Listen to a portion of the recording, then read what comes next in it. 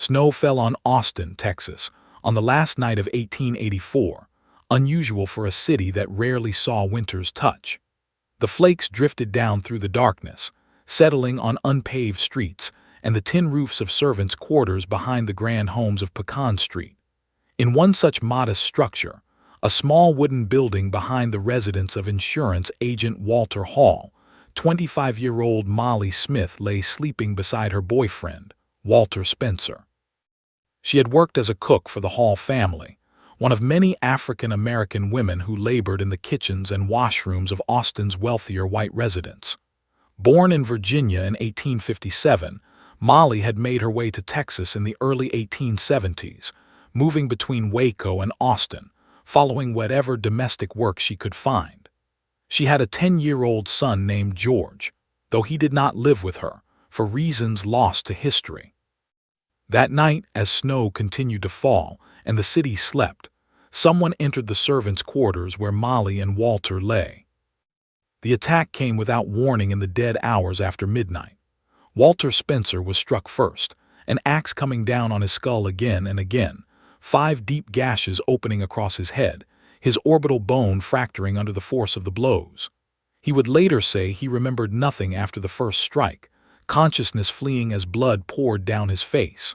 Molly was dragged from the bed, still alive, still conscious, pulled through the small room and out into the winter night.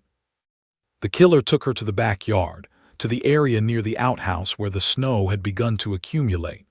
What happened next was violence beyond comprehension, beyond anything the city of Austin had witnessed before. The axe came down 24 times, splitting open Molly's skull, carving through her chest and abdomen and legs and arms. The wounds were so numerous, so savage, that blood pooled around her body in quantities that made it appear she was floating in it, a grotesque lake of crimson spreading across the white snow. When Walter Hall was awakened by Spencer's agonized calls for help, he found Walter Spencer bleeding and barely coherent, stumbling toward the main house. Hall followed the trail of blood back to the servants' quarters, found the axe lying in a pool of gore, and then traced more blood out into the yard. What he discovered there would haunt him for the rest of his life. Molly Smith lay on her back in the snow, her head nearly split open, her body so mutilated that, when the Austin Daily Statesman reported on the crime the following day, they described it as one of the most horrible murders that ever a reporter was called on to chronicle, a deed almost unparalleled in the atrocity of its execution. Some who saw the body said it looked as though she had been mauled by an animal rather than killed by human hands. But this was no animal attack. This was something far worse, something methodical and deliberate, something that suggested a mind consumed by darkness. Austin in 1884 was a city transforming itself, shedding its rough frontier origins and reaching toward a more cosmopolitan future. With a population hovering between 11 and 14,000, the city had recently been confirmed as the permanent capital of Texas after decades of debate and rivalry with other cities. A magnificent new Capitol building was under construction, rising on a hill that would come to dominate the skyline. The railroad had arrived, connecting Austin to larger networks of commerce and culture. The University of Texas had opened its doors just the year before, in 1883, bringing students and professors to a city that had long been little more than a county. 3 colleges operated within the city limits, and businesses were thriving along Congress Avenue, the main commercial thoroughfare that ran straight north from the Colorado River to the Capitol grounds. Austin's citizens spoke proudly of progress, of civilization taking root in what had so recently been wild Texas territory. But beneath this veneer of advancement, darkness festered. The city remained deeply segregated, with rigid lines dividing white from black, wealthy from poor, respectable from questionable. African Americans, despite their essential labor in the homes and businesses of white residents, lived in separate neighborhoods, worked in subordinate positions, and existed under constant scrutiny and suspicion. The servant quarters where Molly Smith had died were typical, small outbuildings behind the main houses, places where domestic workers slept and lived in conditions far removed from the comfort they helped create for their employers. Violence against black women in particular was so common that it rarely merited sustained attention from authorities or newspapers. Throughout the summer and fall of 1884, there had been a series of assaults on servant women, home invasions, stabbings while women slept in their beds. These attacks had not stopped after Molly's murder. They had only just begun. On March 19, 1885, two Swedish servants, Clara Strand and Christine Martensen, were attacked while walking home through the darkened streets. Both survived, though they were seriously injured. At the time, police did not connect this assault to the murder of Molly Smith, treating it instead as an isolated incident. But on May 6th, the pattern became impossible to ignore. Eliza Shelley, a 31-year-old African-American woman who worked as a servant for Dr. Lucian Johnson, a medical doctor and former state legislator, was murdered in the tiny cabin she shared with her 3 young sons in Johnson's backyard. That night, after preparing dinner for the Johnson family and feeding her boys the scraps she had collected, Eliza and her children climbed into the single bed they all shared. She and her 2 youngest lay at the head of the bed, her oldest son, 7 years old, at the foot. Sometime after midnight, Dr. Johnson was awakened by screams. He rushed out to the cabin and found a scene of unspeakable carnage. Eliza Shelley had been struck with an axe with such force that her skull was nearly split in two, her brain exposed. Blood and tissue splattered across the walls and floor of the small space. The 7-year-old boy who had been sleeping at the foot of the bed later told police that he had awakened to find a man standing over him and his mother. The killer had draped a blanket over the boy's face and told him to be quiet. Some speculated the killer had used chloroform, a substance stolen perhaps from a dentist's office, to keep the child unconscious while he murdered the mother. The boy remembered nothing of the actual killing, only waking to find his mother dead and the room soaked in blood. In the investigation that followed, authorities found puncture wounds on Eliza's head from some unknown sharp object, wounds that went beyond what the axe alone could have inflicted. The city began to panic. 2 African-American women murdered in their beds, dragged outside or killed where they slept, their bodies mutilated with axes and sharp implements. The Austin Daily Statesman ran fevered articles speculating about the killer's identity, but police seemed unable to develop any solid leads. The African-American community whispered that the killer must be white, must possess some kind of supernatural power that allowed him to move unseen through neighborhoods where dogs should have barked, where locked doors should have kept intruders out. Some of the older residents began lighting candles in their windows, ancient protective rituals meant to ward off evil, but the candles did no good. On May 23rd, Irene Cross, another African-American servant, was attacked with such viciousness that one reporter who saw her body remarked that the axe wounds to her head gave the appearance that she had been scalped.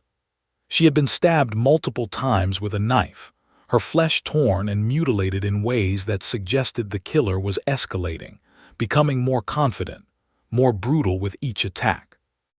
It was around this time that William Sidney Porter, a young man who worked odd jobs around Austin and harbored literary aspirations, wrote a letter to his friend Dave Hall. Porter would later achieve fame under his pen name, O. Henry, becoming one of America's most celebrated short story writers. But in May of 1885, he was simply a resident of a city gripped by terror. In his letter, Porter remarked that town was fearfully dull except for the frequent raids of the Servant Girl Annihilators, who make things lively during the dead hours of the night. The name stuck, picked up by newspapers and spoken in frightened whispers. The Servant Girl Annihilator, a killer who struck in darkness, who targeted the most vulnerable members of society, who disappeared without a trace after each murder. Throughout June and July, there were no further attacks. The residents of Austin dared to hope that the killer had moved on, had been arrested for some other crime, had died, or simply stopped. But in August, the terror returned with renewed ferocity. On August 30th, 3 people were attacked in a single night. Clara Dick, an African-American servant, was assaulted and left for dead but somehow survived. Rebecca Ramey, another servant, was struck down in her quarters, her skull fractured but not fatally. Her 11-year-old daughter Mary, however, was not so fortunate. The child was dragged from her bed, taken to a wash house in the yard, and there she was raped and murdered, an iron rod driven through her ear with such force that it penetrated her brain. The killer had crossed a line that even the most hardened observers found incomprehensible. To murder a child, to violate her before taking her life, spoke to depths of depravity that challenged every notion of human decency. The following month, on September 28th, 2 more victims fell. Gracie Vance, a young African-American woman, was sleeping in her quarters adjacent to her employer's home when the killer came. Her boyfriend, Orange Washington, was spending the night with her, perhaps believing that his presence would offer protection. It did not. Both were murdered, their heads bludgeoned with such savage force that the Austin Daily Statesman reported Gracie's head had been almost beaten into a jelly. The newspaper's description, clinical and detached, could not capture the true horror of the scene. The way skulls shattered under repeated blows, the way blood and brain matter painted the walls, the way 2 young people who had likely been planning a future together were reduced to broken bodies in a small room behind someone else's house. Austin was in chaos. The police force, small and poorly trained, seemed utterly incapable of stopping the killer. Over 400 men were arrested during the course of the year, hauled in for questioning based on the flimsiest suspicions or simply because they happened to be in the wrong place at the wrong time. African-American men were particular targets of police suspicion, arrested en masse and held without evidence. After Molly Smith's murder, her boyfriend Walter Spencer had been charged despite being a victim himself, despite having suffered life-threatening injuries in the same attack that killed his girlfriend. He was eventually acquitted after a brief trial, but the damage to his reputation and the trauma of being accused of murdering the woman he loved would follow him for the rest of his life. Powerful elected officials refused to believe that one man could be responsible for all the murders. They theorized about gangs, about coordinated groups of criminals, about anything that might explain the scope and frequency of the attacks.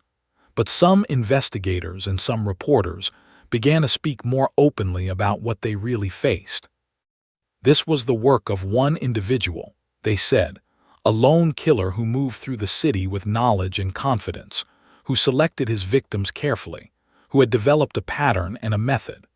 The term serial killer would not be coined for many more decades, would not enter common parlance until the 1970s when FBI profilers began studying patterns of repetitive murder. But what Austin faced in 1885 was precisely that.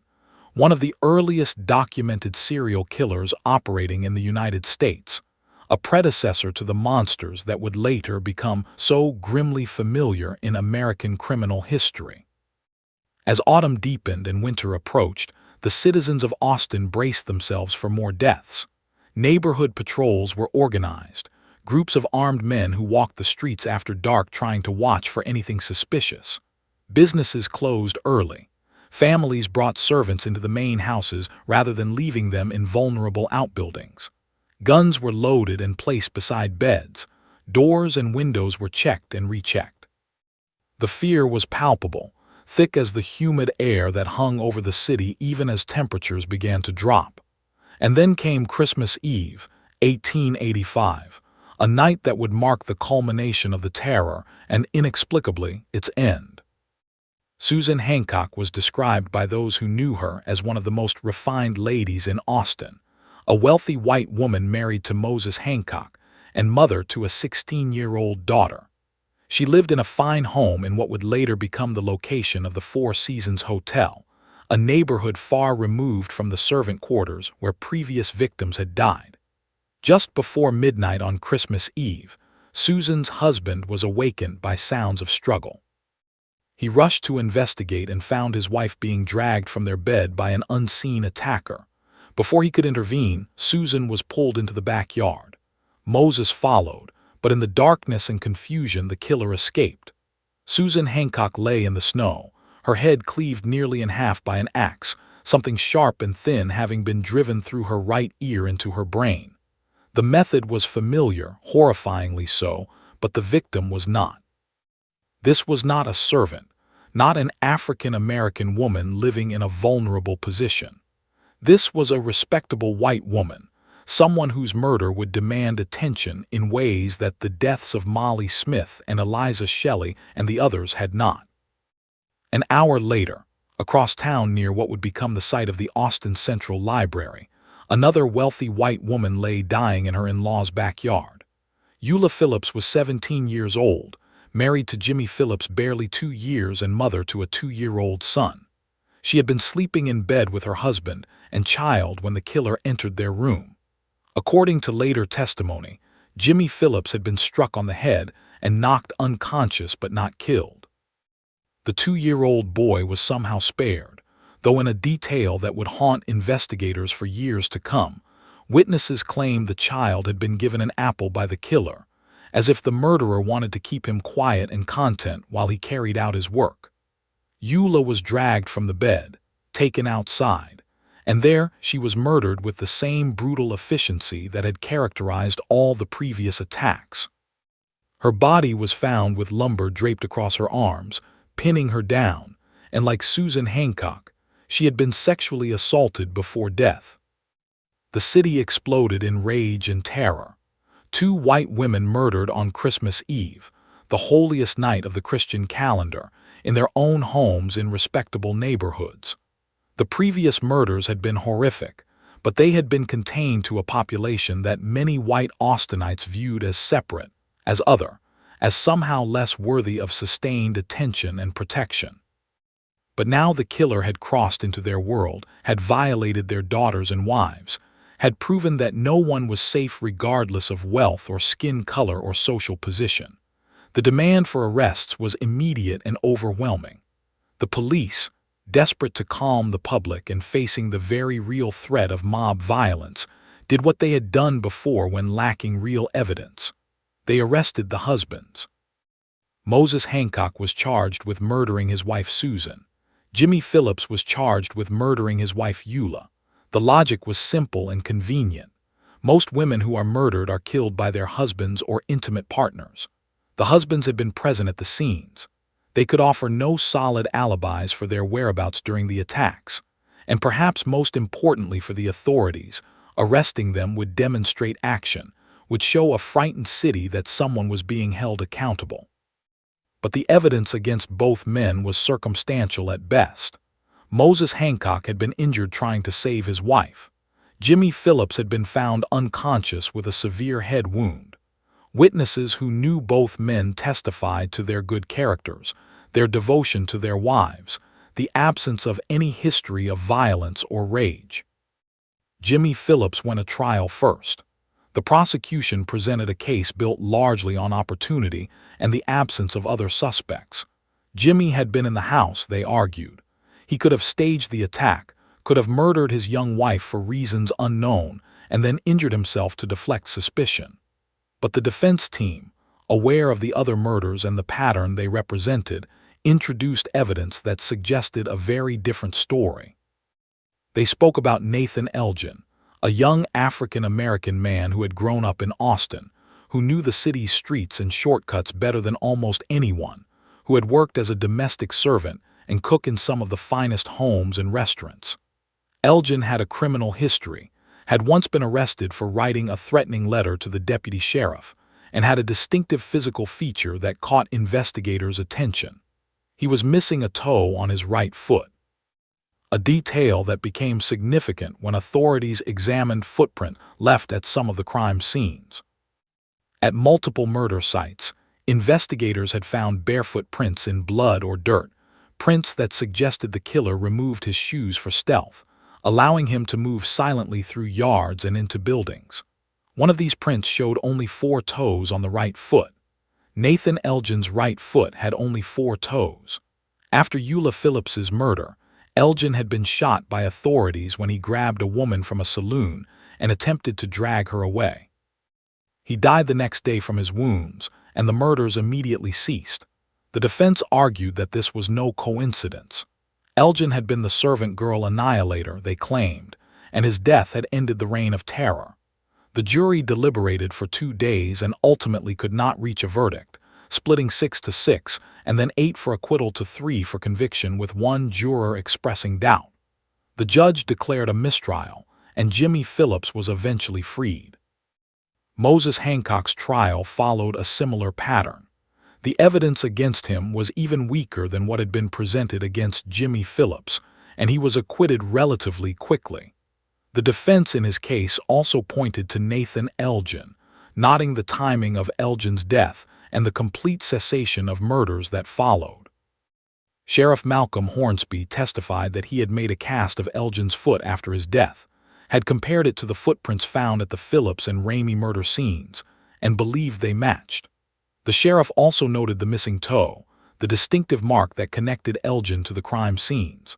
But there were problems with this theory.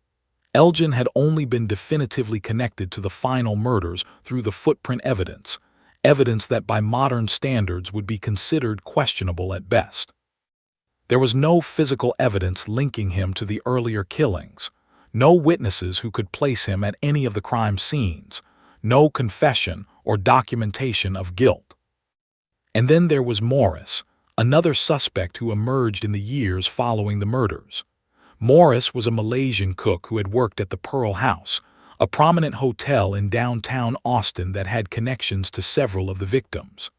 After the Christmas Eve murders, Morris left Austin, traveling first to New Orleans and then, some claimed, to London.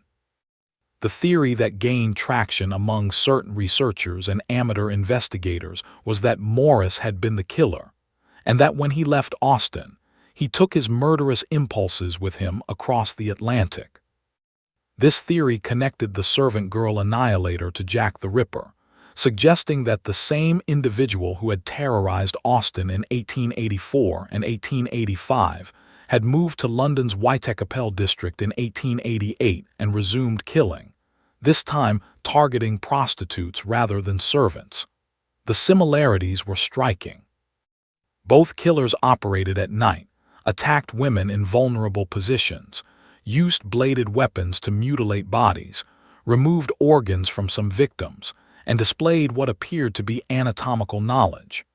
Both cases involved authorities who seemed utterly unable to catch the killer despite massive investigations. The Jack the Ripper connection was compelling, almost irresistible in its narrative symmetry. An American killer fleeing to England, evolving his methods, becoming more famous and more studied than he ever had been in Austin. But the evidence supporting this theory was thin, built more on coincidence and speculation than on documented facts.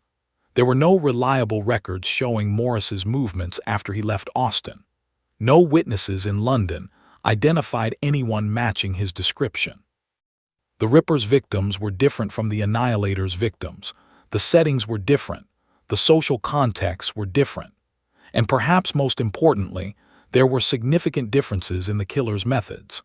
The Annihilator used axes and blunt force trauma as primary weapons, killing with savage brutality but not necessarily with surgical precision.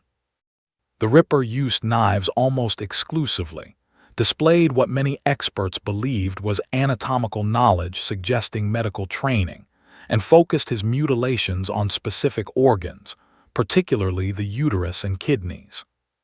What connected the cases more than any specific evidence was the timing and the terror. The Servant Girl Annihilator operated from December 1884 to December 1885. Jack the Ripper's canonical murders occurred from August to November 1888, a gap of less than 3 years. Both killers struck in rapidly modernizing cities struggling with issues of poverty, immigration, social upheaval, and inadequate policing. Both exploited the vulnerability of women who occupied the lowest rungs of their respective social hierarchies. And both vanished without ever being definitively identified, leaving behind only questions and corpses and communities forever marked by their presence. In the decades that followed, Austin tried to forget. The murders became something people didn't talk about, a dark chapter that reflected poorly on the city's claims to progress and civilization. When the new Capitol building was completed in 1888, when the university continued to grow, when Austin established itself as a center of government and education and culture, the Servant Girl Annihilator became an embarrassment, something to be swept under the rug and left in the past. The victims themselves were largely forgotten, reduced to footnotes in crime histories, their lives and stories deemed less important than the mystery of their killer's identity. Molly Smith had a son named George who was left orphaned, his mother's murder leaving him alone at age 10. What became of him remains unknown. Did someone take him in? Did he grow to adulthood? Did he ever learn the full story of how his mother died? The historical record is silent on these questions. The same is true for the other victims. Eliza Shelley left behind 3 young boys who witnessed their mother's murder or discovered her body in its aftermath. What psychological scars did they carry? How did they survive without their mother in a time and place that offered few safety nets for orphaned children of color? Mary Ramey was 11 years old when she was raped and murdered, a child stolen from her life before she had any chance to live it. Gracie Vance and Orange Washington were young and in love, planning a future that was violently torn away. Susan Hancock left behind a teenage daughter who would have to live with the memory of Christmas Eve 1885 for the rest of her life. Eula Phillips's 2-year-old son grew up knowing that his mother had been murdered in the room where he slept, possibly while the killer gave him an apple to keep him quiet. These were the real tragedies, the lives destroyed and families shattered, the children left behind and the futures that would never be. But in the years that followed, it was the killer who received attention, who was studied and theorized about, who became the subject of books and articles and walking tour. The Servant Girl Annihilator, the Midnight Assassin, the Austin Axe Murderer, a ghost who haunted the city's history, more famous in death and disappearance than any of his victims would ever be. Modern criminologists and profilers who have studied the case believe they have developed a picture of who the killer likely was. He was probably a young African-American man in his early 20s, physically strong and muscular, someone who lived or worked in Austin and knew the geography intimately. He would have felt powerless in his daily life, occupying a subordinate position in a rigidly hierarchical society where black men had few options and even less respect. The murders gave him power, control, the ability to dominate and destroy in ways that his normal life never allowed. He started with African American women because they were the safest targets, the least likely to receive sustained attention from authorities, the most vulnerable to his attacks. But success emboldened him, each murder easier than the last, each escape increasing his confidence until he felt secure enough to target white women, to cross the racial boundaries that governed every other aspect of life in 1880s Austin. The escalation from black servants to white socialites on Christmas Eve represented the peak of his arc, the moment when he felt most powerful and most in control. And then it ended, whether because Nathan Elgin was the killer and died in the shootout, or because Morris fled to New Orleans and London, or because some other unknown individual was arrested for an unrelated crime or simply moved away, the murders stopped as suddenly as they had begun. No more bodies were discovered. No more axes were left behind at crime scenes. The terror faded, replaced by an uneasy silence and eventually by forgetting. The case file, such as it was, gathered dust in archives. Police records from the era were incomplete and poorly maintained, and some were apparently destroyed in fires in the early 20th century, whether deliberately or accidentally remaining a matter of speculation. What survived were newspaper accounts, court documents from the trials of Moses Hancock and Jimmy Phillips, autopsy records for some victims, and the memories of those who had lived through that terrible year. In recent decades, there has been renewed interest in the case. Researchers have combed through archives, pieced together what information remains, tried to solve a mystery that defeated the authorities of 1885. Books have been written, most notably Skip Hollandsworth's The Midnight Assassin, which became a New York Times bestseller and brought the story to a new generation of readers. Walking tour now take people to the sites where murders occurred, retracing the steps of a killer who walked these streets more than a century ago. But all the research and all the theories have not produced a definitive answer to the central question. Who was the Servant Girl Annihilator? Was it Nathan Elgin, the four-toed cook who died after grabbing a woman from a saloon? Was it Morris, the Malaysian chef who supposedly fled to London? Was it some other individual whose name has been lost to history, someone who died or was imprisoned or simply stopped killing for reasons unknown? The truth is that we will likely never know with certainty. Too much time has passed, too much evidence has been lost or destroyed, too many potential witnesses have died taking their knowledge with them. What remains is the horror itself, the documented fact that for 1 year in the 1880s, someone stalked the streets of Austin, Texas, dragging women from their beds and murdering them with axes and sharp implements, leaving behind mutilated bodies and traumatized communities and questions that echo across more than a century. The Servant Girl Annihilator case stands as one of America's earliest documented serial murder sprees, predating the more famous crimes of Jack the Ripper by several years, and helping to establish patterns that would become sickeningly familiar in the centuries to come. The targeting of vulnerable women, the nighttime attacks, the sexual violence, the use of weapons that inflicted maximum brutality, the evasion of authorities despite massive manhunts, all of these elements would be replicated again and again by serial killers who came after. In that sense, the Annihilator was a pioneer, though not one that any society would wish to claim. The case also exposed the deep inequalities and injustices of late 19th century American society, the ways in which race and class determined whose death mattered and whose could be overlooked. The first 6 murders received relatively little sustained attention from authorities or media because the victims were African American servants, people whose lives were considered less valuable than those of white citizens. It was only when Susan Hancock and Eula Phillips died, only when white women became victims, that the full force of law enforcement and public outrage was mobilized. This disparity in response, this hierarchy of victim worth, was not unique to Austin or to 1885. It reflected and still reflects broader patterns in how crimes are investigated and prosecuted, in who receives justice and who does not. The Servant Girl Annihilator exploited these inequalities, understanding perhaps consciously, perhaps instinctively, that he could murder African American women with relative impunity as long as he was careful and methodical. It was only when he broke the racial barrier that the full weight of consequence threatened him, and it was at that precise moment that the murders stopped. Austin today bears little resemblance to the small city of 14,000 that lived in terror during 1885. The population has grown to nearly 1 million people in the metropolitan area. The Capitol building that was under construction during the murders now stands as one of the most recognizable landmarks in Texas, its pink granite dome visible for miles. The University of Texas has become one of the largest and most prestigious public universities in America.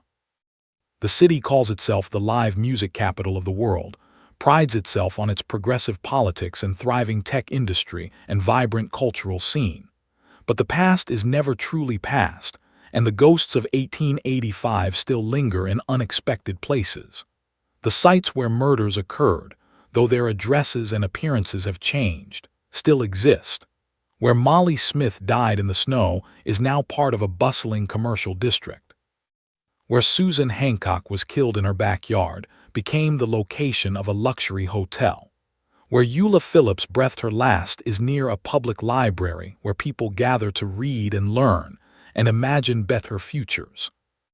Walking through modern Austin, it is almost impossible to imagine that these streets once ran with blood, that terror once gripped every household, that a killer moved through the darkness, choosing victims and vanishing like smoke. But history leaves marks that time cannot entirely erase, And for those who know the story, for those who have studied the case and learned the names of the victims and understood the fear that paralyzed a city, the shadows of the Servant Girl Annihilator still fall across Austin's sunbright streets. The case serves as a reminder that evil is not a modern invention, that brutality and terror have always found homes in human hearts, that the capacity for violence exists in every era and every place. It also reminds us that justice is not always served, that some mysteries remain forever unsolved, that sometimes the monsters get away and the only thing left behind is memory and sorrow, and the echo of questions that will never be answered. In the end, what we are left with is this. In 1884 and 1885 in Austin, Texas, 8 people were murdered, most of them young women, all of them vulnerable, none of them deserving of the horror that was visited upon them. Their killer was never definitively identified, never brought to trial, never punished for what he did. The victims were buried, mourned by those who knew and loved them, and then largely forgotten by a society that preferred to look forward rather than back. But they deserve to be remembered not as footnotes to an unsolved mystery, not as mere victims of a notorious killer, but as individuals who lived and worked and loved and died in a time and place that offered them little protection and even less justice. Molly Smith, Eliza Shelley, Irene Cross, Mary Ramey, Orange Washington, Gracie Vance, Susan Hancock, Eula Phillips, say their names, remember their stories. Honor their memory by acknowledging not just how they died but that they lived, that they mattered, that their losses created holes in the world that nothing could ever fill. And remember too that evil endures, that vigilance is necessary, that the darkness that consumed Austin in 1885 is not vanquished but only sleeping, waiting for the next opportunity, the next vulnerable victim, the next moment when attention lapses and conscience fails. The Servant Girl Annihilator is gone, dead or fled or transformed into legend. But the capacity that created him remains, woven into the fabric of human nature, a shadow that will never entirely disappear no matter how bright the lights we build to keep it at bay.